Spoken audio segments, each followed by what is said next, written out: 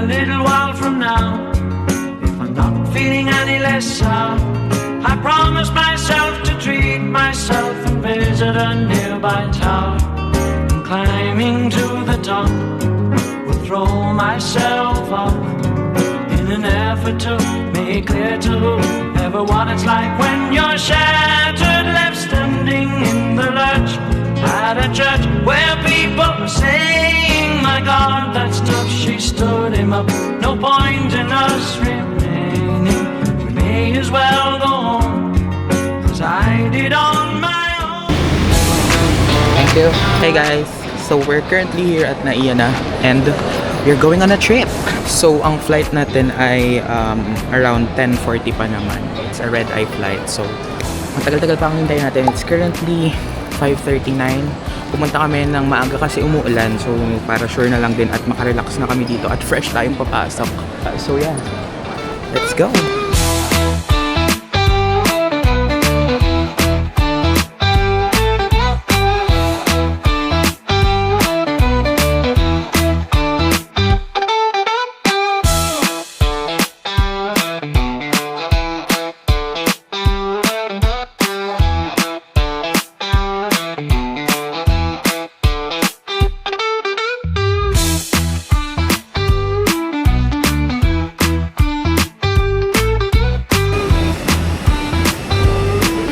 Kita ka naman dito. Boarding na tayo guys. And yeah, we'll see you sa Taiwan.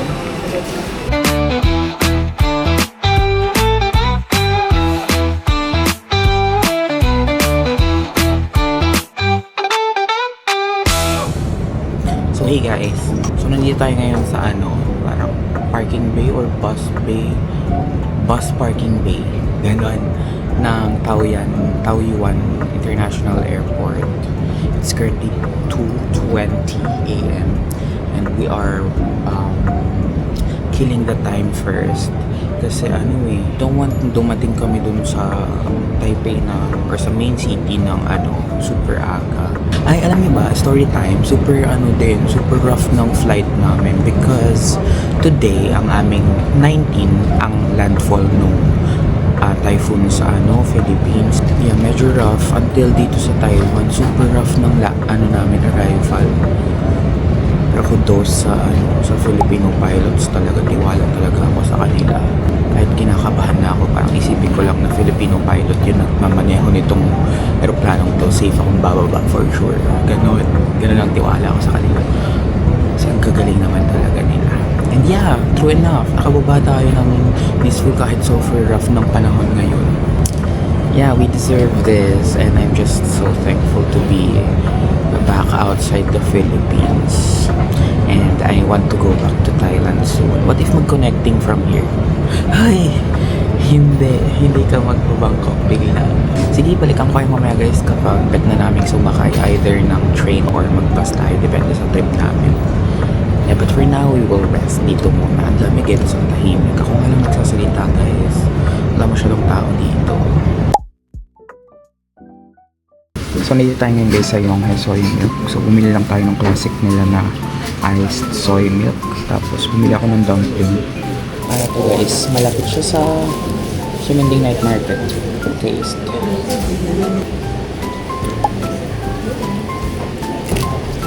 Ang sarap.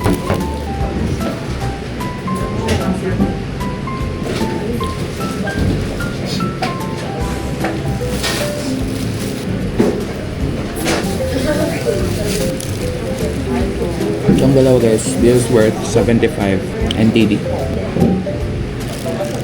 Ano siya? Angelic.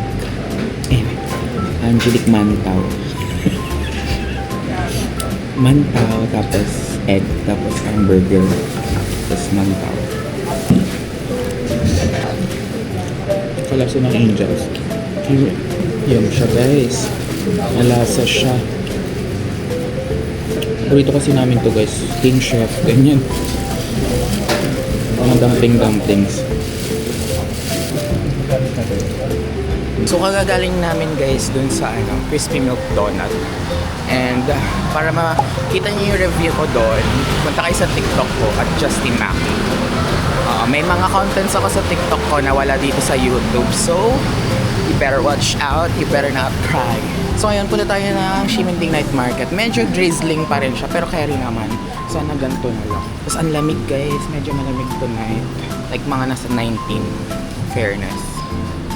Tapos, sabi nila, kaya rin ganito yung weather ay dahil anytime soon baka mag-drop na yung temperature ng Taiwan. Kumaga transitioning siya. Nag-undercore siya ngayon. So yeah, sa mga gustong pumunta ng malamig, starting November hanggang peak neto is February. Pero hanggang March malamig pa naman. Yun ang mga cup oh. Tapos isa pa guys, isang review ko pa sa Taiwan ay apakadaming pogi. Sobrang daming chinito guys na pogi. Like, ang linis, ganun mukhang mabanga. So yan, ito na pala guys. Yun lang, yung nagvo-vlog ako diba? Yun na yung lakad from hotel namin hanggang dito sa Ximending Crossing. Pero yun yung Ximen Station. And then ito, papunta dito, yung Adidas na yan.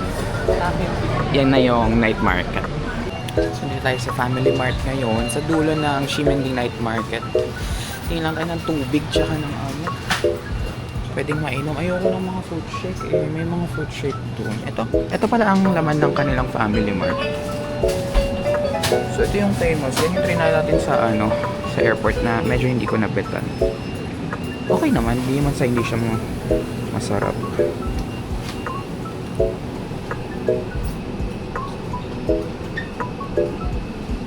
Yan ang laman. If you guys are wondering, ang ganda-ganda ng mga convenience store sa ibang bansa, no?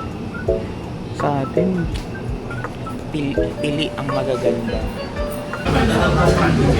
So, we're currently here guys sa isang store or restaurant sa may dulo ng Ximending Night Market. Yan, sa dulo dyan. So, we bought one braised pork. Tapos, ito ay parang pork noodles nila. This is worth 35 NTD lang. Kaya natuwa ako kasi maliit lang siya. Para lang matikman. Marami pa tayong kakainin sa night market. So, yun. May isa pang darating yung ating fried rice. Parang chow fan. So, let's wait for that. Tumating na yung ating last na order. This is the fried rice. Or hindi ko sure yung tamang tawag. Pero yeah, fried rice siya. And then may mga sausawan lang tayo na maanghang at toyo suka. Ganoin. Yummers! Kain tayo! This one. Ito muna sa akin, fried rice. Gusto ko na mag-rice guys. Mababa na ang sugar ko. Tapos mamaya pa. Total nito guys, 155. Masarap ganito yung lutong Pinoy. Lutong Pinoy, Chinese naman food to. Okay.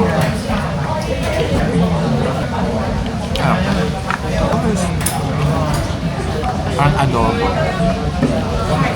Parang pastil, gano'n. Naman natin. Dry noodles pala to guys, hindi siya so fake news ako. Yung mga toge siya guys. Grabe na magkakalapit lang yung taste buds natin. Asian, Southeast Asian, East Asia. Siguro Middle Easterns lang yung medyo malayo. Bye na ako guys. Bye. So next thing we'll try ay itong sweet potato balls. Tama ba? Tama ba yun? Ito, ano niya? Sura. Let's try.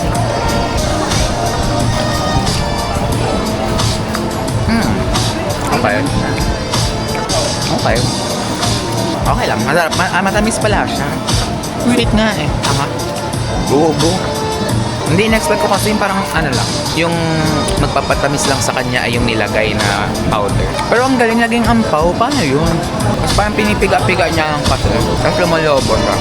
So we are here sa Xinfutang. Tapat niya ang Pop Mart. Pupila na tayo guys. Super ganda dito kahit guys kasi lalo pag di umuulan.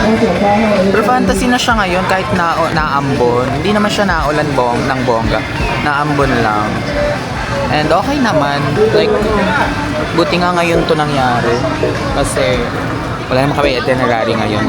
Simending lang talaga. Tsaka balik lang sa hotel. So, bili tayo nitong pinagmamalaki nilang bubble tea. Again, hindi po siya milk tea. So, wag niyo siyang i-confuse sa mga milk tea sa Philippines. Hindi siya milk tea. Bubble, tea. Parang yun yung boba nila, yung pinagmamalaki nila doon. So, titikman namin itong mga guys. This is Xing Fu Tang.